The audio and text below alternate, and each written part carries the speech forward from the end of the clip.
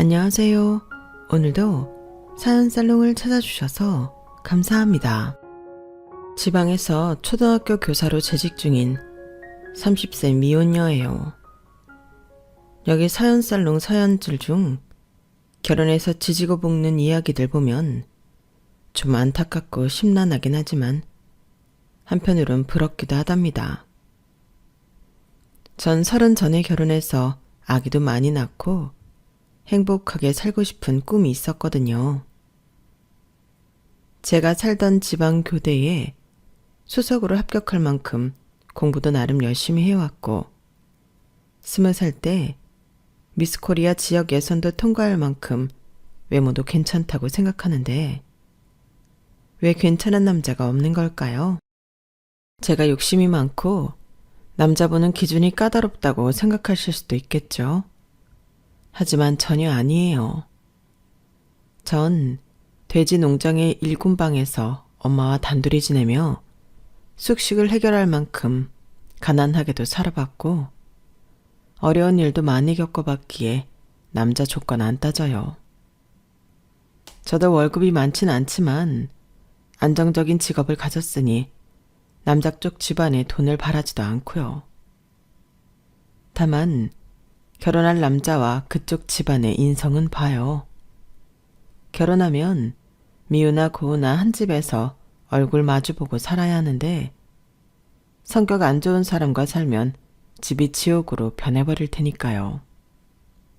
근데 괜찮은 인성 갖춘 남자와 시댁을 찾기가 참 어렵네요. 지금까지 2번의 연애를 했는데 한 번은 남자한테 완전히 뒤통수를 제대로 맞고 파토났고요. 2번째는 예비시모의 환장할 정체 때문에 2손 2발 다 들고 결혼 진행을 스탑해버렸네요. 아휴, 말은 이렇게 쉽게 하지만 그 세월이 다 합쳐 한 5년가량이었어요. 25살부터 올해 30살이 되기까지 그지 같은 남자들 상대하느라 허송세월을 보냈네요. 내 꽃다운 20대가 쓸데없는 사람들로 인해 다 가버렸다니 억울하게 짝이 없습니다. 저희 엄마는 재혼하셔서 현재 새아빠와 지내고 계세요. 전 더도 말고 딱 우리 새아빠 같은 인품의 남자를 만나고 싶네요. 제 성까지 새아빠의 성으로 바꿀 정도로 참 존경하는 분이거든요. 저희 엄마도 20대에 정말 고난의 세월을 겪으셨는데 딸인 저도 엄마의 팔자를 닮았나 봅니다.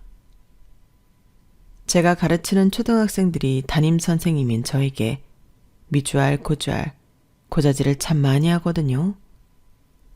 사연살롱에 제 사연을 올리다 보니 이제 저도 우리 학생들의 심정을 알 것 같습니다. 친근한 사람에게 제가 살아온 이야기를 다 털어놓고 싶네요. 제게 친근한 사람이란 바로 사연살롱의 이야기를 함께 해주시는 구독자분들이거든요. 어린아이가 어른에게 제잘제잘 고자질하는 마음으로 이야기 보따리를 풀어놔 볼게요. 끝까지 들어주시고 제가 어떤 남자를 만나서 결혼하면 좋을지 훈수를 더 주세요. 그럼 앞으로 남편감 선택하는데 큰 도움이 될 것 같네요. 지금부터 시작할게요. 저희 엄마가 속도 위반으로 절 임신하게 되어 제 친아버지와 혼인신고하고 살게 된 이야기도 참 환장할 스토리예요. 저희 엄마 아빠는 비주얼로만 따지면 정말 환상의 커플이었어요. 둘 다 찢어지게 가난한 흙수저 집안의 장남, 장녀로 태어나 시골 마을에서 고생만 하다가 만났죠. 하긴 아빠는 그 고생조차도 안 했다고 해요. 책임감이 아예 없는 사람이었거든요. 엄마 아빠가 눈이 맞아 엄마가 20살의 나이로 임신하게 되어 본인도 너무 두려운 마음에 아빠에게 애가 졌다고 고백했다고 해요. 글쎄, 돌아오는 대답이 뭐였는지 아세요? 근데 어쩌라고 였대요. 알고 보니 아빠는 당시 7, 8명의 여자를 돌아가며 만나고 있었고 그중 한 명인 엄마가 임신을 한 걸 재수 없었다고만 생각하고 있었죠. 본인은 책임지기 싫었을 테니까요. 엄마는 아직도 이 부분이 너무 억울했는지 몇 번을 제게 말씀하셨어요. 참네. 어떻게 자기 자식을 가졌다는 여자한테 그렇게 무책임하게 말할 수 있는지. 네 아빠 잘생긴 얼굴만 보고 만난 내가 바보 천치였지 뭐냐. 그래서 난 다시 친정으로 돌아가려 했는데 떡하니 버티고 있던 계모가 내 엉덩이를 걷어차며 내쫓지 뭐니? 엄마 친정이 너무 가난했는데 그나마 계모의 재력으로 버티고 있었거든. 그러니 우리 친정아버지도 딸내미인 날 다시 받아주지 못했던 거지. 에휴, 돈이 웬수다. 거의 사정하다시피 해서 엄마는 아빠와 혼인신고를 하고 살림을 합치게 됐다고 해요. 어찌됐든 뱃속에 있는 아이를 낳아 키우며 살아야 했으니까요. 난상 끝에 딸아이인 제가 태어나는데 역시나 아빠는 딱히 쳐다도 보지 않았고 맨날 밖으로만 돌았다고 하네요. 엄마는 어떻게든 절 먹여 살리기 위해 절 낳고는 일주일 만에 일을 해야 했고요. 전 한동안 동네 할머니 손에 맡겨져 컸죠. 제가 7, 8살 때쯤 삶의 고단함에 완전히 지쳐버린 엄마가 절 데리고 동네 용하다는 박수무당집에 갔어요. 얼마나 답답했으면 신점이라도 와서 앞으로 어떻게 살아야 할지 물어보고 싶었을까요? 점집에 온통 빨간색 인테리어와 웬 남자 무당이 화당을 떡칠했던 게 무섭게 느껴져서 아직까지도 기억이 생생하네요. 그 남자 무당은 엄마를 째려보며 거침없이 얘기했어요. 에휴, 한숨만 나오는구만. 얼굴 반반한 아줌마가 어째 이런 남자를 골랐어? 네가 고른 남편이니 고생하는 거 억울해하지 마. 평생 네가 먹여야 할 팔자야. 그동안의 고생도 억울해 죽겠는데 앞으로도 엄마 혼자 벌어야 한다니. 너무 서글픈 맘에 엄마는 닭똥 같은 눈물을 흘리며 무당에게 물어봤어요. 아니 선생님, 안 그래도 지금까지 저 혼자 온갖 고생 다 하며 딸내미 키워왔는데 앞으로도 그렇게 살아야 한다고요? 남편 제정신 차리고 가정으로 돌아오게 해서 착실히 돈 벌게 할 방법은 없을까요? 없어. 네 남편은 일하는 즉시 무당은 좀 뜸을 들이더군요. 다급한 맘에 엄마가 다시금 물어봤죠. 일하는 즉시 뭐요? 돈을 많이 벌게 되나요? 아니, 죽어. 돈 벌러 나가는 즉시 죽는 팔자야. 그러니 남편이 살길 원하면 돈 버는 건 기대도 하지 마. 아빠가 일하면 죽는다는 말에 어이가 없어서 우리 모녀는 벙찐 채로 있었죠. 그러자 무당이 이번엔 절 째려보며 말을 이어가더군요. 그리고 너, 꼬마 손님. 넌 30 넘어 시집가도록 해라. 그전엔 다 꽝이야, 꽝! 없는 형편에 큰 돈을 복비로 갖다 바치고 온갖 부정적인 말만 듣고는 엄마와 함께 터덜터덜 집으로 걸어왔어요. 그 후로 엄마는 더 기운이 빠진 듯 힘이 없으셨어요. 생활비를 벌어야 하니 일은 해야겠고 몸무게까지 쭉쭉 빠지니 종합검진을 받아봤죠. 그리고는 병원으로부터 위암 초기 진단을 받았어요. 그때만 해도 암에 걸리면 다 죽는 걸로만 알았어요. 아주 오랜만에 집에 기어들어와 자빠져 자려는 아빠에게 엄마가 말했죠. 나 위암이래. 이제 좀 집에 들러붙어 있어. 나 암 치료해야 해서 당분간은 일 못해. 늘 얼굴에 철판을 깔은 듯 뻔뻔하게 돈을 뺏어가기만 하던 아빠도 이번엔 놀란 것 같더군요. 뭐? 세미 엄마, 그게 무슨 말이야? 당신이 암이라니? 갑자기 웬? 알았어. 내가 일자리 알아볼게. 당신은 병원에서 치료받아. 당신 죽으면 안 돼. 아빠는 그날 이후로 정말 180도 다른 사람이 된 듯 했어요. 저와 엄마도 아빠의 새로운 모습에 적응 안 될 정도로 말이죠. 엄마가 암으로 진짜 죽어버릴까봐 아빠는 늘 신경 쓰면서 우리 모녀에게 다정하게 대해주었어요. 살면서 처음 보는 아빠의 다정다감한 모습이었죠. 샘이야, 샘이 엄마, 이리 와봐. 나 일자리 구했어. 내일부터 당장 나가서 일하기로 했어. 채석장인데 아는 동네 형도 여기서 일하면서 돈 꽤 모았다네. 그동안 내가 고생시켜서 당신이 암까지 걸렸으니 이젠 내가 정신 차리고 일해서 돈 벌게. 당신은 치료 잘하고 얼른 나와서 쌤이 돌봐줘. 알았지? 그동안 미안했어.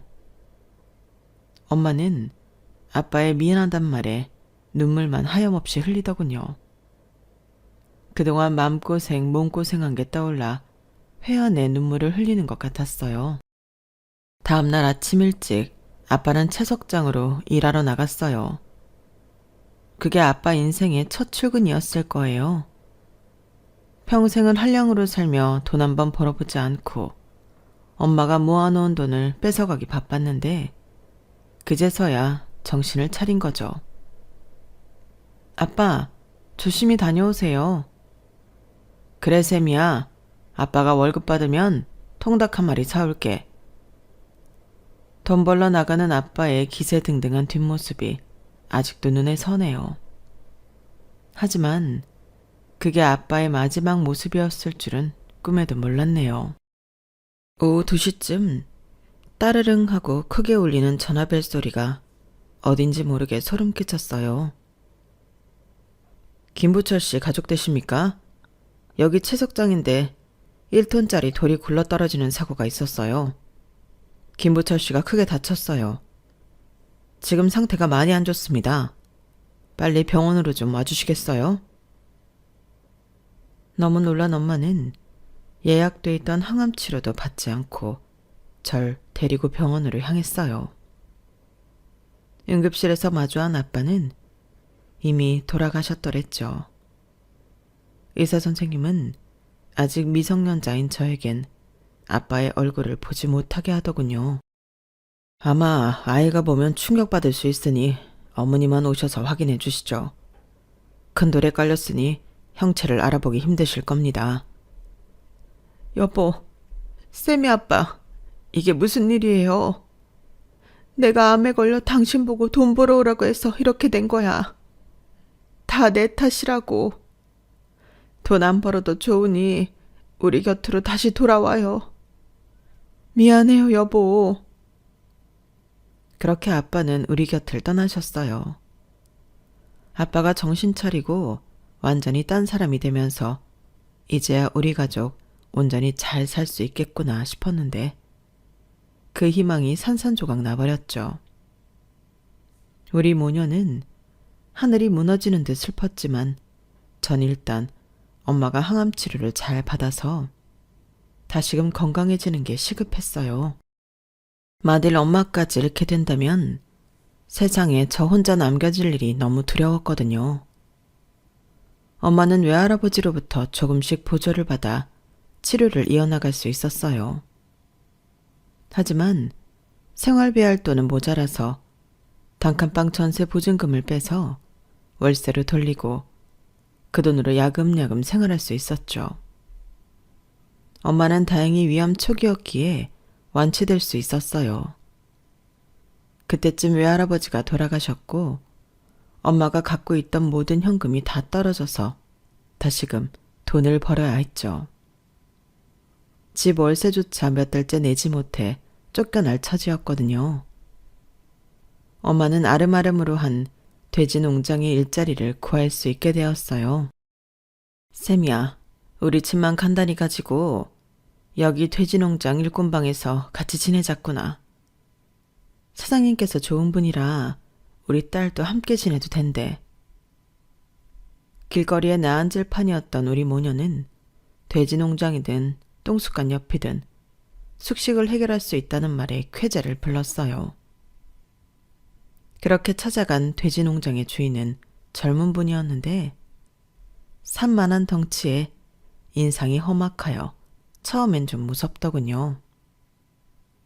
그래, 네가 쌤이냐? 쌤이 너도 초등학교 5학년이나 됐으니 여기서 엄마랑 같이 일하면 일당 쳐줄게. 어떠냐? 평생 찢어지게 가난하게 살아왔던 저에게 돈을 벌 수 있는 기회를 준다니 너무 기뻤어요. 단숨에 일하겠다고 대답했죠. 네, 사장님. 저까지 일할 기회를 주시면 정말 열심히 해볼게요. 제가 무슨 일을 할 수 있을까요? 대답 한 번씩 하구나. 학생의 임무는 공부다. 쌤이 네가 앞으로 매일 하루에 3시간씩 공부하면 이 아저씨가 일당 줄게. 알았지? 저와 엄마는 좀 어리둥절했어요. 하루 3시간씩 공부하면 돈을 주겠다니 좀 황당한 제안이었지만 뭐 일단 알겠다고 했죠. 그때까진 그렇게 열심히 공부 안 했던 것 같은데 돈을 준다니 저절로 열공하게 되더군요. 초등학생이 하루 3시간을 진득하게 공부하기 어려운 법인데 놀고 싶고 쉬고 싶어서 엉덩이가 들썩거려도 꾹 참고 열심히 공부했죠. 돼지 농장 사장님은 진짜로 엄마와 똑같은 일당을 저에게 주셨어요. 제가 학교에 다녀오면 백묵을 주워주시면서 이렇게 말씀하시곤 했죠. 자, 쌤이야. 저기 칠판 보이지?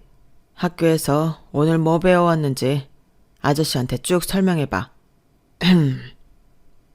전 사장님 말씀대로 칠판에 줄줄이 적어가며 설명했어요. 하루에 3시간씩 예습 복습을 하니 똘똘이처럼 머릿속에서 배운 것이 주르륵 나오더군요. 공부도 못하던 존재감 없는 학생이었던 제가 학교에서도 우등생이 되어버린 거 있죠. 참으로 신기했어요. 엄마도 참 좋아하셨고요. 그렇게 지방에 있던 중학교에 수석으로 입학하게 되었어요. 돼지농장 사장님께서 제 수석 입학을 축하해 주신다며 통닭 파티를 제안하셨죠. 엄마와 저 사장님, 이렇게 셋이 둘러앉아 통닭을 뜯으며 행복한 시간을 보냈네요. 잠시 후 조금 긴장한 듯한 사장님께서 저희 엄마에게 갑자기 엄청난 말씀을 하시더군요. 순영씨, 쌤이도 있는 데서 이런 얘기 좀 그렇지만 한 가지 제안을 해도 될까요? 제 이야기가 좀 놀랍더라도 꼭 들어주셨으면 해요. 아, 네, 사장님 말씀하세요. 사장님께서 저희 모녀한테 너무 잘해주시니 자다가도 눈물이 날 만큼 감사드리고 있습니다. 어떤 다른 업무를 시키시려고 그러시는 건가요? 돼지 농장에서 무슨 일이든 다 할게요. 말씀 안 하세요. 저 일을 시키려는 게 아니고 순영 씨 처음 농장에서 뵌 순간부터 좋아하고 있었어요. 쌤이도 제 딸처럼 귀엽고 예쁘고요. 저 아직 장가 한 번 못 간 노총각인 거 아시죠? 아버지께 돼지 농장 물려받고 평생을 이곳에서 일만 해왔는데 저도 가정을 좀 꾸리고 싶네요. 쌤이에게도 좋은 아빠가 될 자신이 있습니다. 저랑 결혼해 주시겠어요? 엄마와 전 닭다리를 열심히 뜯다가 얼음이 돼버렸어요. 그런데 엄마의 눈치를 보니 눈물만 주르륵 흘리면서 아무 말도 못하고 있더군요. 제가 나섰죠. 사장님, 아니 아빠, 저희 아빠가 돼주신다고요? 야호, 우리가 가족이 된다. 엄마, 빨리 예스하세요. 뭐하고 계세요? 저야 좋죠. 이렇게 인자한 사장님과 가족이 된다니 저야 감사할 따름이죠. 너무 든든하네요. 좋게 봐주셔서 고마워요. 엄마 나이 30대 중반이었으니 아직 젊은 나이였고 제가 보기에도 우리 엄마는 정말 아름다웠으니 40대 노총각이었던 돼지농장 사장님도 그 미모에 반했나 봐요. 그렇게 우리 셋이 가족이 되었죠. 저도 새아빠를 너무 존경하고 잘 따랐기에 김쌤이었던 저의 이름을 새아빠 성을 따라 박씨로 개명했어요. 엄마와 새아빠의 금슬이 좋았는지 엄마는 바로 임신하셨고 늦둥이 남동생까지 생겼죠. 그때가 제 인생에서 가장 행복하던 때였어요. 전 화목한 가정환경 속에서 열심히 공부해서 지방교대에 좋은 성적으로 합격할 수 있었어요. 합격 소식에 새아빠를 포함한 가족들 모두 눈물까지 흘리며 기뻐해 주었죠. 만세! 박쌤이 만세! 이 아빠가 우리 쌤이 뒷바라지한 보람이 있구나. 너무 고맙다 우리 딸. 여보, 당신도 아들 챙기느라 고3 딸 챙기느라 너무 수고 많았어요. 우리 쌤이가 머지않아 선생님이 되겠구나.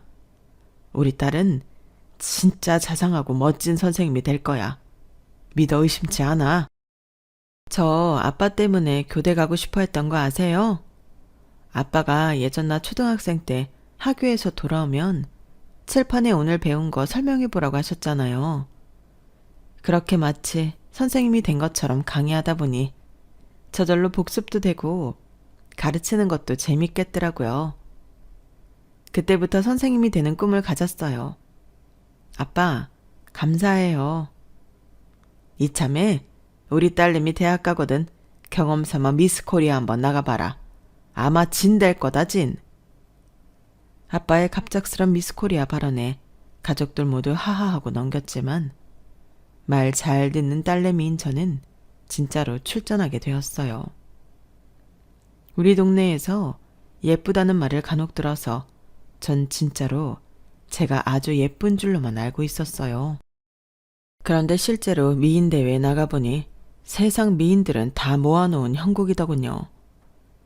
그래도 자신감을 갖고 임한 결과 지역대회에선 통과됐지만 전국대회에선 떨어지고 말았죠.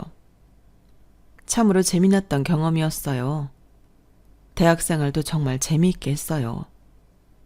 친구들과 어울려 호프집에 가서 마른 안주 하나 시켜놓고 수다 떠는 것도 재밌더군요. 물론 엄마 아빠가 정해놓은 통금 시간을 잊지 않고 지켜서 귀가해야 했죠. 밤 10시였던 귀가 시간은 제가 그 지역 초등학교 선생님으로 발령받은 후에도 동일했어요. 완전히 직장인이 되어 가끔 귀가 시간 10시를 조금 넘길 때면 아빠가 엄마의 잔소리를 막아주는 역할을 하곤 했죠. 정말 든든한 아빠였어요. 하루는 남자친구와 헤어진 여자 동료 선생님의 고충을 들어주기 위해 조용한 호프집에 가서 맥주 한 잔 시켜놓고 얘기를 하고 있었어요. 그때 저쪽에서 남자 2명이 와서 우리에게 합석을 제안하더군요.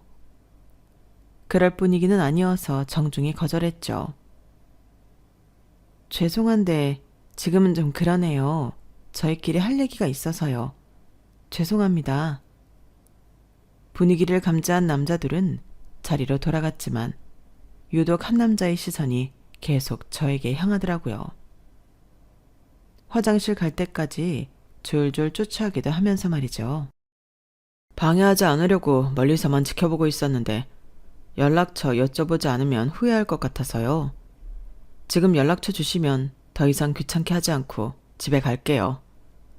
오늘은 늦었으니 연락은 내일 드리도록 하겠습니다. 아참, 전 의사예요. 심장외과 전문의입니다. 너무 마음에 들어서 그러는데 꼭 연락처와 성함 알 수 있을까요? 잘생긴 얼굴에 큰 키, 아주 정중한 매너가 마음에 들었어요. 저희 엄마가 선천적으로 심장이 좀 약한 편인데 심장 관련 의사라고 하니 솔깃했던 것도 사실이고요. 그렇게 서로 연락처를 주고받고 그날은 늦었다고 정말 연락을 하지 않더군요. 우린 그 다음 날부터 매일 연락을 주고받게 되었고 몇 주 지나지 않아 사귀게 되었어요. 대학 때도 그렇고 가끔 대시를 받은 적도 있었지만 다 거절했어요. 교대에 왔으니 초등학교 선생님으로 정식 발령받고 난 후에 연애를 하고 싶었거든요. 왜 그렇게 고리타분하게 생각하며 예쁜 20대 초중반 시절을 날려버렸는지 지금에 와서는 이해가 잘 안 되네요. 어쨌든 저의 첫 남자친구가 된 이민국. 이 남자와는 안정적인 직장을 다니고 있던 시기에 만난 터라 불같은 사랑을 할 수 있었죠. 연애도 처음이고 남자도 처음. 모든 게 처음이었으니 얼마나 재밌었겠어요. 게다가 남친은 그 전에 연애를 많이 해봤는지 아니면 사람이 원래 이렇게 유쾌한 성격인 건지 함께 있으면 정말 웃음이 끊이질 않았죠. 하지만 안타깝게도 의사 남친은 너무 바빠서 만날 수 있는 시간이 적었어요. 주로 카톡이나 전화로만 대화를 나누었고 한창 분위기 좋게 데이트할 때도 갑자기 급한 심장 수술이 잡혔다며 가버리기 일쑤였죠. 저보다는 꺼져가는 생명을 살리는 일이 더 중요하다고 생각하여 다 이해했어요. 그리고 수술로 인해 갑자기 자리를 떠야 할 때도 남친이 저에게 너무너무 미안해해서 오히려 제가 화도 못 내겠더라고요. 쌤이야, 정말 미안해. 또 자기한테 죄인 같은 마음을 갖고 병원으로 가야겠네. 하지만 어쩌겠어. 내 손기술로 응급수술 환자를 살릴 수만 있다면 잠을 줄이고 데이트 시간을 줄여서라도 가야지. 자기한테 너무너무 미안하고 죄송해서 어찌해야 할 바를 모르겠어. 내 사랑의 키스라도 받아줘. 그렇게 저의 첫 연애가 한 3년 정도 지났을까? 엄마가 심장검사를 받아보고 싶다며 남친에게 부탁해보라고 하시더군요. 그런데 그 이야기를 꺼내자 남친은 빙빙 말을 돌렸어요. 아, 그건 내 전문 분야가 아니라 원래 심장이라는 게 내과 다르고 외과 달라서 말이야. 우리 병원은 또 그쪽 전문 병원은 아니라서 좀 더 큰 병원에 가서 검사해 보시는 게 낫지 않을까 싶네. 전 좀 섭섭했지만 의사 남친이 그렇게 말하니 그런 줄로만 알고 엄마를 좀 더 큰 병원으로 모시고 가서 검사를 받았어요. 큰 병원에선 저희 엄마가 선천적으로 심장 문제가 좀 있긴 하지만 아직 수술을 받아야 할 정도는 아니라며 안심시켜 주더군요. 그리고 머지않아 남친이 내과 쪽으로 개업을 하고 싶다고 했어요. 그러면서 슬슬 돈 얘기를 꺼내기 시작했죠. 자기야, 혹시 5천만 원 정도만 빌려줄 수 있을까? 나 내과 쪽으로 개원하고 싶어서 말이야. 내가 내 병원 차리면 9시부터 저녁 6시까지만 딱 일하고 그 후론 완전 자유라고. 더 이상 자기랑 데이트하다가 급한 수술 때문에 자리를 떠야 하는 일은 안 생길 거야. 우리 나중에 결혼하고 그러면 내가 가정에 더욱 충실할 수 있는 기회라고. 자기, 나랑 결혼 안 할 거야? 은연중에 이 사람과 결혼까지 할 수도 있겠다 정도는 생각하고 있었죠. 하지만 남친이 결혼 얘기를 개업 문제와 돈 얘기와 함께 꺼낼 줄은 몰랐어요. 평소에도 개원을 하고 싶어 하던 남친이라 도와주고 싶은 마음은 있었어요. 그래서 5천까지는 아니어도 3천만 원 정도는 빌려주겠다고 말했죠. 그날 저녁 집에 돌아와 곰곰이 생각하다 폰으로 계좌 이체를 하려는데 저의 주거래 은행이 잠시 거래가 안 되는 타임이더군요. 남친에게 현재 상황을 카톡으로 남겼죠. 그랬더니 바로 전화 오더군요. 혹시 다른 은행은 없고 꼭 그 은행으로만 해야 해? 당장 급한 돈은 아니잖아. 당장 내일 개업할 것도 아닌데 왜 이렇게 급하게 굴어? 아직 병원에 사표도 안 냈잖아. 내일 오전 중으로 자기 계좌로 넣을 테니 그렇게 알고 있어. 오늘은 너무 피곤해서 지금 잘래. 그리고 다음날 아침 9시가 되자 경찰서로부터 연락이 오더군요.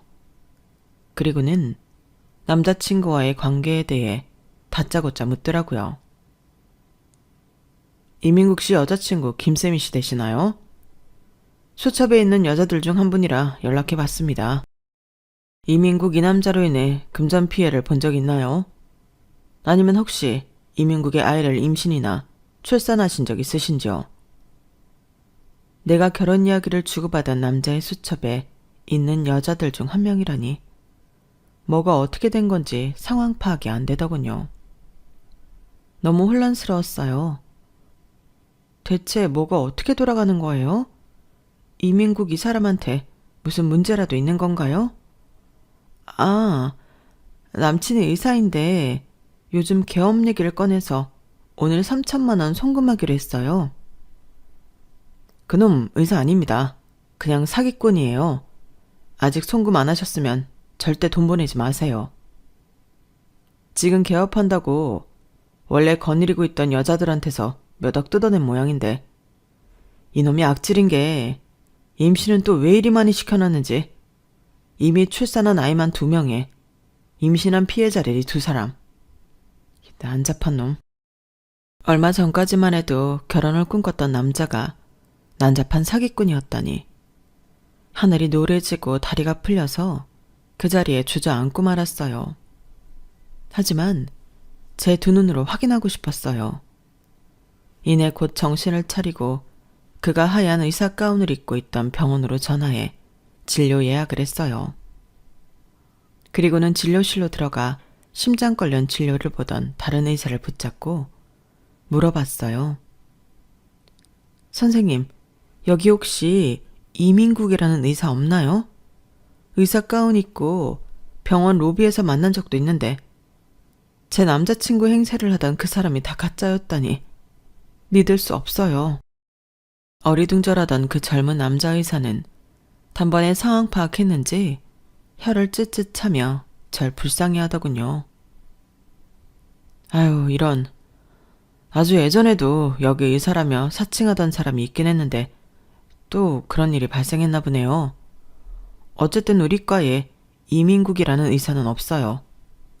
아유, 그까짓 의사가 뭐 대단한 직업이라고. 진정하세요, 환자분. 아니, 심장에 문제가 있어서 찾아오신 건 아니죠? 그럼 다행이고요.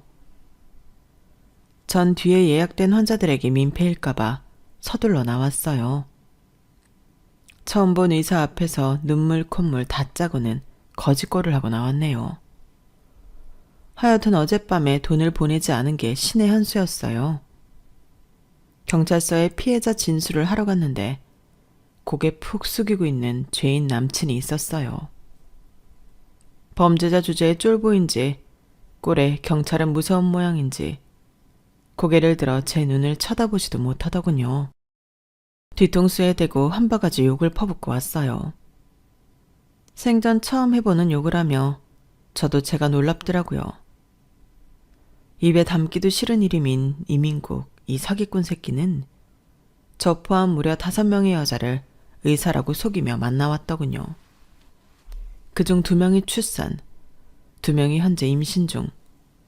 저도 무서운 마음에 약국에서 임신 테스트기를 사서 해봤어요. 결과는 다행히 음성이었고요. 집에 와서 엉엉 울었죠. 오직 식구들에게만 이 이야기를 털어놓을 수 있었어요. 이런 짐승과 결혼을 전제로 몇 년을 만나고 사랑하고 결혼 이야기까지 꺼낸 게 너무 창피하고 부끄러워서 남들에겐 차마 말 못하겠더라고요.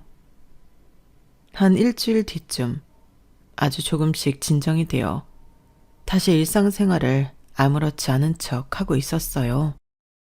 속은 썩어 문드러졌지만 겉으로는 내색하지 않고 초등학생들을 가르치고 있었죠. 그런데 어느 날 저녁 모르는 번호로 전화가 오더군요. 안녕하세요. 박쌤이 씨 핸드폰 맞나요? 환자 기록 보고 연락드립니다. 원래 이러면 안 되는데 연락 안 드리면 후회할 것 같아서 용기를 내봤네요. 저번에 사기꾼 확인하신다며 제 앞에서 실컷 울고 가셨죠? 그때 의사 양수철이라고 합니다. 어떻게 조금 진정이 되셨나요? 신경 안정제 먹고 겨우 진정하고 있던 제 마음이 다시금 콩닥거렸어요. 아, 네. 저 박쌤이 맞는데 혹시 무슨 일로 전화하셨을까요? 사기꾼 전남친 관련해서 또 어떤 문제가 있는 건가요? 아니요. 솔직히 말씀드리면 세미 씨한테 관심이 있어서 연락드렸습니다. 전 이상한 사람 아니고 이 병원 심장외과 의사 맞습니다. 주말에 시간 되시면 카페에서 커피 한잔하면 좋을 것 같아서요. 식사도 제가 대접하도록 하겠습니다. 웃을 상황이 아니었지만 전화기상으로 그 남자가 웃으니 저도 옅은 웃음이 나왔어요. 하지만 전 남친에게 당한 게 아직도 분이 풀리지 않은 마당에 또 다른 남자를 만나고 싶은 마음이 아직 안 생기더군요. 그래서 정중히 거절했죠. 그런데 양수철이라는 이 의사는 진짜 끈질겼어요. 그 후로도 매일 카톡도 보내고 문자도 보내고 전화도 하더군요. 그렇게 매일 연락하다 보니 저도 모르게 이 남자에게 스며들었어요. 석 달 뒤쯤 실제로 만나게 되었죠. 병실에서 눈물 콧물 다 짜며 만나서 이 남자 얼굴이 기억도 안 났는데 실제로 다시 만나게 되니 참 훈훈하게 생겼더군요. 전 뭔가 민망했고요. 이렇게 세미 씨 실물을 다시 보니 아름다우십니다. 너무 보고 싶었어요. 제 꿈에까지 나오시더라고요. 실없이 웃는 그 남자를 따라 저도 웃게 되었어요. 이 남자는 성격도 참 좋았어요. 이미 썸만 3개월을 탔으니 사귀는 건 금방이었죠. 전 가끔 저와 15살 차이 나는 늦둥이 동생을 데이트에 함께 데리고 나갔어요. 동생 민혁이와 남자친구와 함께 놀이동산에도 가고 영화관에도 갔죠. 수철이 형아 키왕짱이네요. 세미 누나랑 얼른 결혼하지 않고 뭐해요? 우리 집에서 누나 30살 넘기 전에 시집 보낸다던데? 혹시라도 우리 누나 다른 남자가 체감은 어떡해요? 그래? 그럼 형이 누나한테 얼른 프로포즈 해야겠네. 형도 너희 누나랑 결혼하고 싶거든. 전 남동생과 남친의 쿵짝에 얼굴만 벌게져 있었어요. 남친을 몇 개월 만나보니 본인 부모님에게 효자더군요. 저와 데이트를 할 때도 본인 엄마가 집에 오라고 전화하면 당장 갔죠. 뭐? 엄마, 백화점에서 코트 3벌 사서 무겁다고요? 알았어요. 지금 갈게요. 추우니까 백화점 안에서 기다리세요. 근데 본인 부모님께 효심이 지극한 게 나빠 보이지 않았어요. 만약 결혼하게 되면 우리 부모님께도 잘할 거라 생각했기 때문이었어요. 제 눈에 콩깍지가 단단히 씌었던 거죠 뭐. 어쨌든 우리 둘은 자연스레 결혼 이야기를 하게 되었어요. 우리 집안에선 저와 남친이 만나는 걸 알고 있었기에 일단 남친 부모님께 먼저 인사드리기로 했죠. 남친이 본인 집안에 제 이야기를 어느 정도 해놨다고 하여 별 긴장은 안 했어요.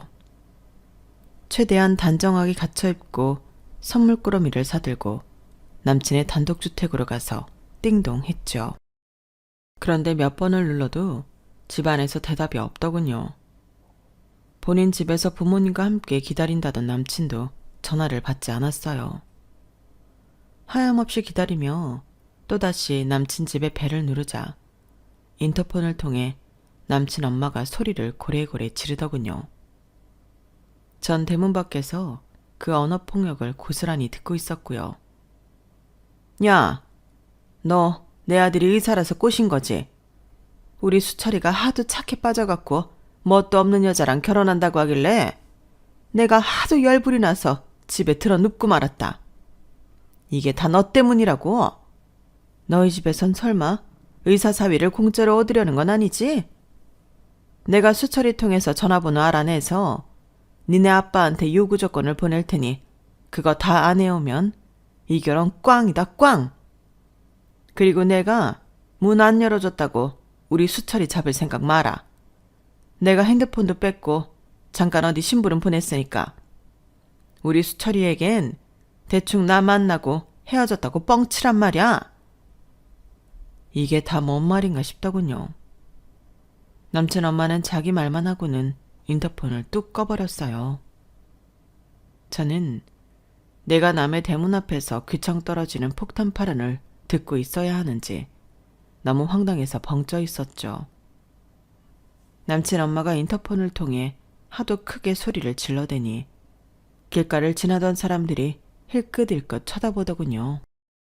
좀 창피하기도 했어요. 이내 정신을 차리고는 집으로 돌아와 엄마 아빠에게 이 이야기를 털어놓았어요. 그랬더니 남친 엄마가 이미 아빠에게 문자를 보내놨다고 하더군요. 뭐라고요, 아빠? 벌써 문자를 보냈어요? 아까 날 대문 앞에 세워놓고 그렇게 고래고래 소리를 지르더니 남친 어머니가 대체 무슨 요구사항을 보냈어요? 아빠가 그대로 읽어줄게.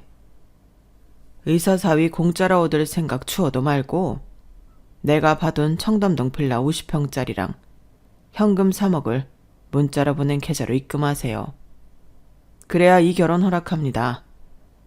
이 조건 충족 못 시키면 내 눈에 흙이 들어가도 내 의사아들 못 져요. 이렇게 보냈구나. 아빠는 이게 무슨 사기 문자인 줄 알았지 뭐냐.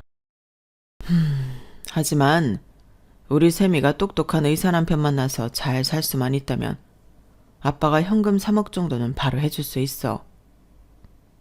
그러자 옆에 있던 엄마가 아빠를 만류했어요. 아니 여보, 우리 세미도 초등학교 교사에 미스코리아 미모에 빠지는 조건이 하나도 없는데 뭘 그렇게까지 하면서 시집을 보내요. 게다가 청담동 50평 빌라라니? 그게 좋게 몇십억은 될 텐데 그걸 어떻게 감당해요? 그런 집안에 우리 쌤이 시집 보내기 싫어요. 현금 3억도 일단 보내지 말아요, 여보. 아니야, 쌤이 엄마. 나도 뭐 부자는 아니지만 그래도 새아빠로서 우리 쌤이한테 최대한 많은 걸 해서 시집 보내고 싶어. 쌤이 시어머니 만나서 청담동 50평짜리는 얼마짜리 빌라인지 괜찮은 집인지 드러나 보지 뭐. 쌤이야, 일단 예비 시어머니 카톡으로 내가 돈 보낸다고 말하고 계좌로 3억 바로 송금하마.